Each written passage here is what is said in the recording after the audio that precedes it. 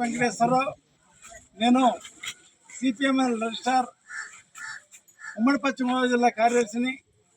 ఈరోజు ఏ అయితే కరకపాడులో ఉన్న రెవెన్యూ భూమి ఉందో అది ఫారెస్ట్ వాళ్ళ ఆక్రమణలో ఉందో ఆ భూమిని సర్వే చేసి, అంటే జాయింట్ సర్వే, ఫారెస్ట్ వాళ్ళు రెవెన్యూ వాళ్ళు సర్వే చేసి వెంటనే ఆ భూమిని మాకు అప్పచెప్పాలని, దానికోసం మేము అనేకమైన పోరాటాలు చేశాము.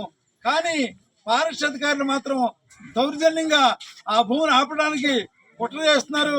దీని మీద ఉన్నతాధికారులు, ముఖ్యంగా జిల్లా కలెక్టర్ చేసుకుని ఈ భూమి సర్వే చేసి పేదలకు పంచిపెట్టేందుకు సిద్ధం కావాలని, లేకపోతే మేమే భూమిని ఆక్రమించుకుని పంచుకుంటామని, దానికి సంబంధిత రెవెన్యూ ఫారెస్ట్ అధికారులు బాధ్యత వహించాల్సి ఉంటుందని మేము హెచ్చరిస్తున్నాం.